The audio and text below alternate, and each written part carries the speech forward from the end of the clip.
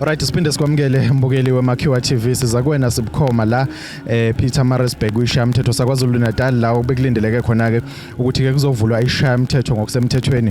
Okwenzeka usukwini namhlanje isilo uMisizulu kaZolithini uthuleke inkulumo yakhe ke ebhekise kwishayamithetho osukwini ke lwakhona namhlanje. Kwezinye zezinto akhulume ngazo kakhulu osukwini namhlanje ugcizelele ukuthi ke ngenkathi kunomgubho wakhona ke lapha yana eSandlwana wamemezela ke ukuthi ke banesifiso sokuthi ke kushintshwe ke igama eKwaZulu Natal kususelo Natal. When Vasco da Gama arrived in Durban in December 1497 and decided to come up with the same name Natal at this part of the world, which was already known as KwaZulu. Can I just pause there for a minute? KwaZulu kwase kuyiKwaZulu kodwa asinikezwe elinye igama. What they claim is Vasco da Gama discovered KZN.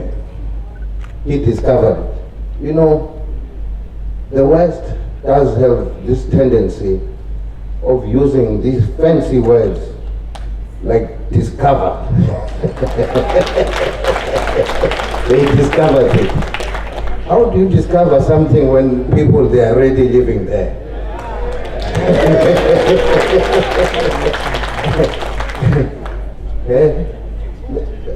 Let me see Rogers.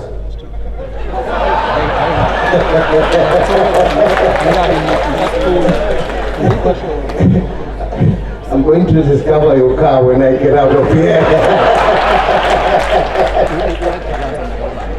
You know,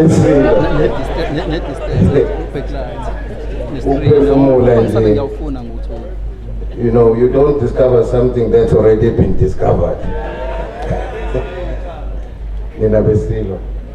I am making a call as I continue. I am making a call to this province to be the new name, a new so-called name, KwaZulu, and take the name Natal away.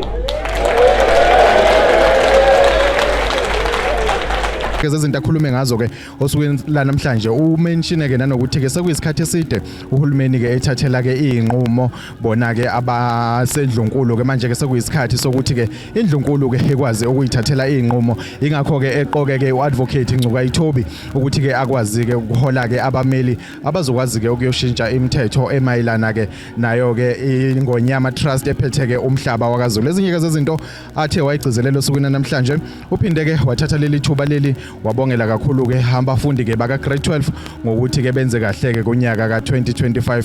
Waphinde ke wathatha leli thuba wabongela ke noma ke wancoma imisebenzi ka General uMkhwanazi uCommissioner wamaphoyisa khona la esifundazweni eKwaZulu Natal ngomsebenzi omuhle awenzayo. Uphinde ke futhi wathatha ke ithuba wabongela ke uJacinta Ngobese waphinde ke wamncoma ngomsebenzi wakhe awenzayo ke okulisana ke nabo kufika kwezinye zehambele bekade zikhona usukweni namhlanje bekhona nalo owayengumongameli wezwe laseNingizimu Afrika umnumzana uJacob Zuma ke kanye noNdunankulu ke wesifundazwe kwaZulu Natal othe mayinikezwa ke ithuba wathatha ke ithuba wabonga ke abantwana basendlunkulu ke nomama basendlunkulu ukuthi ke bashiye yonke into abayenzayo ke bazothamela ke wona ke umcimbi wanamhlanje ke namabutho ke kade holwa ke uhlalo ke weIFP kuyiZululand District aphinda ke ube umeya wesifunda iZululand District bekade bekhona ke osukwini lwanamhlanje.